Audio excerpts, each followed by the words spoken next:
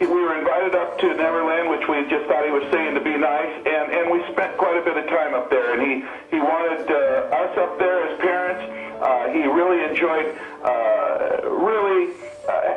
having the kids up there as well. Now, as soon as I say that, I know there's going to be eyebrows going up, but it wasn't like that. And I have to tell you, his honesty, I think, in these interviews is what got him in trouble. And him just saying stuff from his heart, stuff that was just how he felt honestly, adults will look at it, raise an eyebrow, twist what he says, and make it not his intention. So the place was just gorgeous. It was Disneyland. It was 2,500 acres, and most of it was manicured. It was really a fun place to be. He was a very generous person. Well, I mean, even is it not true that your kids, your own kids, when he was had the accusations against him and everything, that your own kids wanted to go to court and testify that because they'd been there many times and never had a problem? Isn't that true that they wanted to go to court? Well, you're absolutely right, Ike. And in fact, Michael's lawyers had called and asked if my kids would be interested in testifying on behalf of Michael, and they were ready to fly JC3 and David up from San Diego and Amy here from Hermosa Beach and fly them up, but at the last minute they didn't need any more character witnesses. But let me tell you something that came up about his bedroom and a secret room and all this stuff that went on. Okay. Francie and I were in his bedroom. My kids were in his bedroom. His bedroom was a playland. There were Disneyland things there. It was like a living room. And when he said, I invited kids into my bed, it's first of all, any kids that wanted to have a slumber party there, the secret room that they referred to that was locked off and so on, that's where he went to sleep. When he said, I'd be happy to give my bed to kids, what he meant by that was, when he grew up, Ike, he didn't have a bed. All the Jackson kids slept in one room. To be able to sleep in the bed was a big deal. And the people just didn't understand that what he was saying was, when you give someone where you sleep and you leave and you go into another room to sleep, you're giving them the best. You're sharing the most you have. It's like sitting at the table and going, yeah, you can have this steak to eat. I'll eat the beans over here. They just didn't understand, and his honesty in saying that got him in trouble.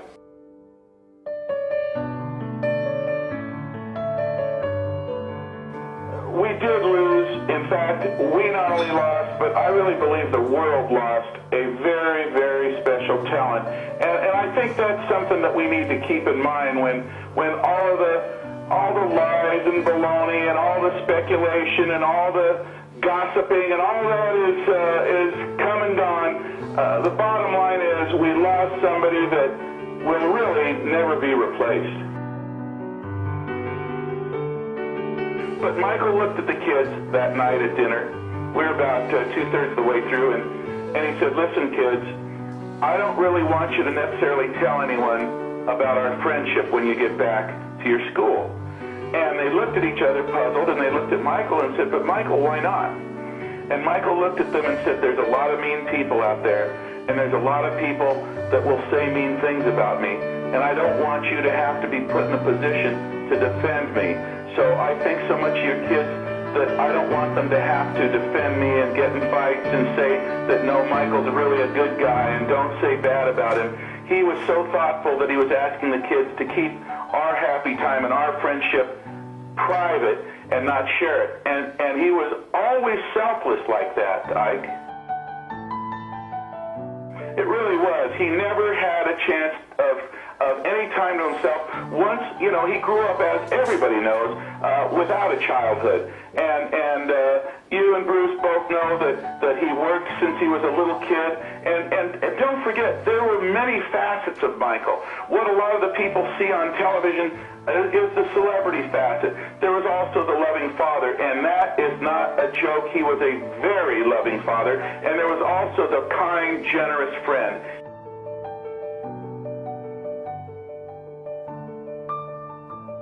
He had a movie theater that was set up for children that were sick, that were terminally ill. It was a movie theater with very lovely seats, rocking type of upholstered chairs, and you would go in. There were about 35, 40 seats, a full-size movie theater screen behind us, a regular projection, just like you'd see in a regular large movie theater.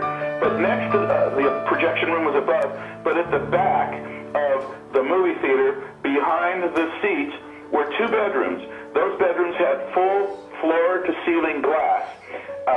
Those rooms were supplied with oxygen and a hospital bed, a large hospital bed, in fact, like a double bed, that could tilt up. And any kids that were that came out to the ranch, whether it was the Make-A-Wish Foundation or any of them, they were welcome to come in and see these first-run movies, see things that maybe they couldn't go see at a theater because they don't have oxygen in a movie theater. And Michael went through a lot of expense and a lot of trouble to have these 2 rooms for kids that were terminally ill to come and be at the ranch and see movies and so on. And gosh, there's just so many stories that never make the newspapers, never are told about Michael. His generosity, and how much he truly loved children, and like we were talking about earlier, his inability to have a childhood.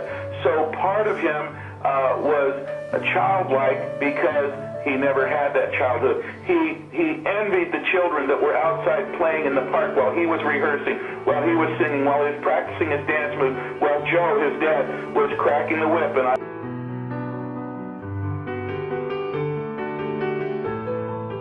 I know it's a long-winded story, and I apologize to the guests and to you, Bruce, but this stuff just comes out of me, guys. When I hear things said about a guy that was really an innocent, honest, loving, and caring guy, I just need to tell my side of the story.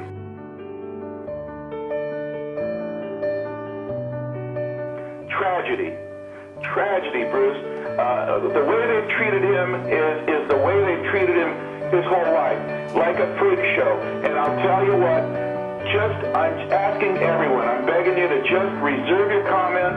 I'm begging you to not listen to the gossip, to not listen to the sensationalism. Yes, Michael had many facets to him, many sides, and yes, he was having a problem with drugs, as many people do in our society, but he wasn't a monster. He was not a child molester. But it's just been twisted, and I'm just asking everybody to please don't listen to the lies, don't listen to the gossip, don't listen to the stuff that's just made up, although I know you don't know how to figure out what's sensationalism and what has little chunks of truth. But like I said, Francie and I were just watching not only Access Hollywood, but all the rest of them, and they take these things that I've just told you about, and they twist them, and they make them sound weird and strange, and it's just not so. Everything had a reason for it.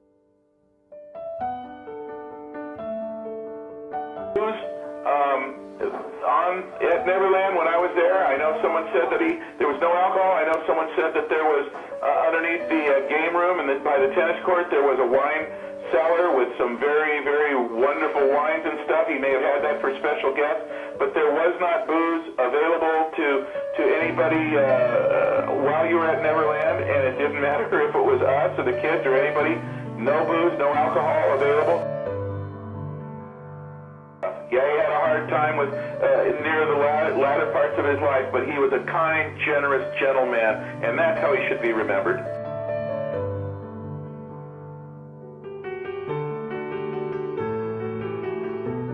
I got cancer, and I wanted to give her a day, just a special day before I have to go and have chemo in about 3 weeks.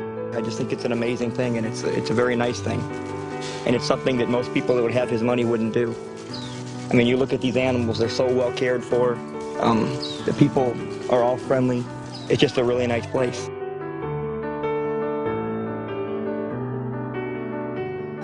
Have you been to the theater? Oh yeah, they have He's beds. got beds in there. For the sick kids that can't They get can up. stay. I mean, we are supporting so many charities just because Michael, he shows everyone that it's, why you need to do this, why you need to support certain charities, and he's doing so much, and it's just so inspiring to everyone. I've come here from Dallas, Texas to celebrate the Make-A-Wish Foundation and to help Michael raise some money for the Make-A-Wish Foundation. Michael is really a sweet person to let all these people into his home and to let us have so much fun here and to see the animals. It's so beautiful. It shows somebody's character, he really cares about kids, and wants to help out, when kids need help, and when they're real sick and they're unable to see some of this stuff, unable to go to Disneyland, unable to do things, that everybody else can do.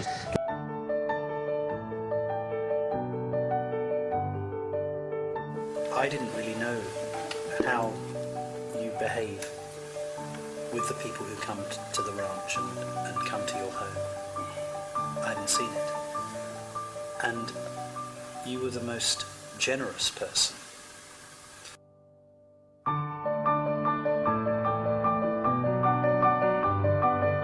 This event was only, there's only a few events a year that take place. And to realize that he has people, kids, handicapped children that are here through the week. This is almost a 7-day-a-week, something's going on.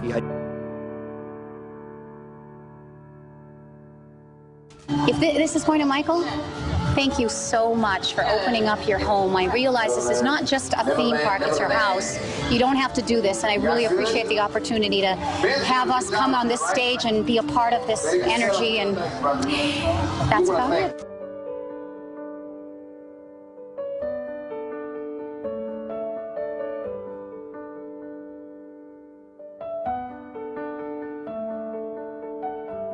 I've heard someone say on the television that no one should be allowed behind those gates at Neverland, especially the children. They don't even know what they're talking about.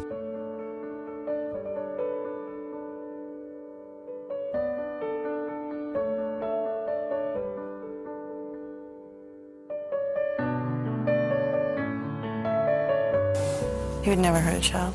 Never. It's not in him. No way. He would never do anything inappropriate with a child. It's the furthest thing from his mind.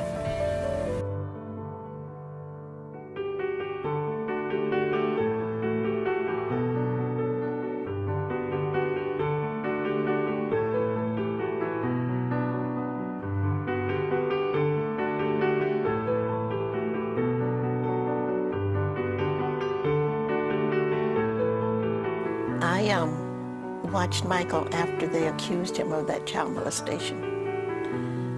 But at first he was a little lonely and all, but he never stopped because he knew it wasn't the truth, and he never stopped loving children.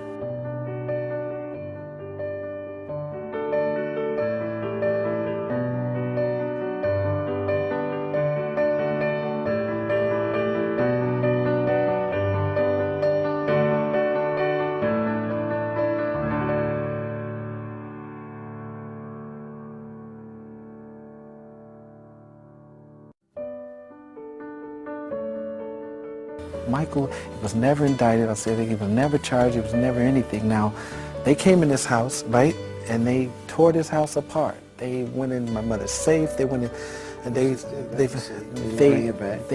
tore it up, and they went in my mother's high blood pressure pills, and they were looking at.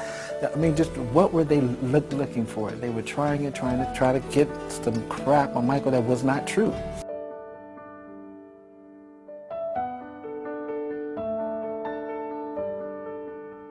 This guy deserves more credit than he's getting. You know, you hear the media, you hear all the negativity and stuff, and you have to come here to see exactly what he's done, and you know, it's commendable, very commendable. It's great. When you are actually here and you see everything he does for little kids, you just think, you know, how non-selfish and what a great person he is.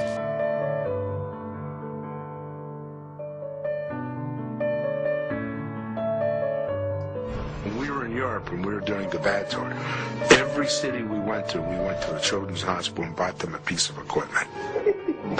Not one hospital for the whole tour. Every city. They had a little boy that was dying and wanted to meet Michael. And Michael went up and talked to him, and the kid perked up, and it was like amazing. And I went off to the corner. I cried. I really couldn't take it. And Michael came over and put his arm around me and said, You have to understand, Frank, this is our job. Not on the stage. This is our job. To make somebody feel good. He believed that. He absolutely believed that.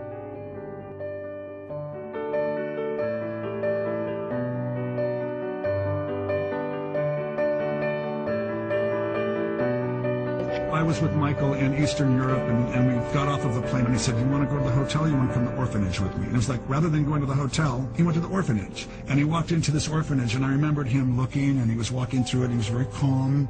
The promoters were there, and he was looking around, and the conditions were pretty grim. And I saw him whisper to someone, and then whisper to someone else, and he was, moving through and interacting with the children. And then later I found out what he had whispered, and it was, this orphanage will be turned around. There will be new beds in here. There will be clean sheets in here. There will be more people in here taking care of these children by tomorrow, or I'm not going to go on stage. Not only that he's the king of pop, but you would have to be a tremendous human being to do this. Mm-hmm. You need to sit back and take a look at yourself. And if you had the money, if you had the popularity, if you had the whatever that makes him a star, would you do this with all your money?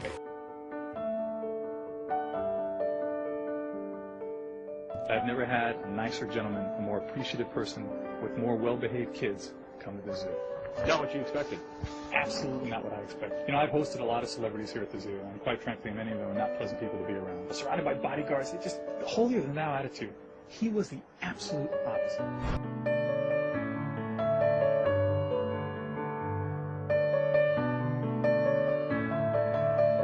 I looked at him, I said, "Mike, I gotta be honest with you. If more people saw this side of you, I don't think you'd have nearly the types of controversies that you face all the time."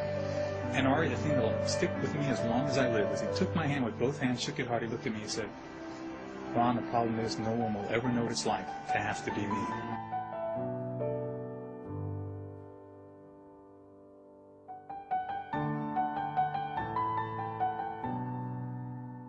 No, that's what I admire about him. He keeps going. He's not going to give up. And he's going to still give to all of us. I just know it. And Brashears will come and go. Michael will live forever.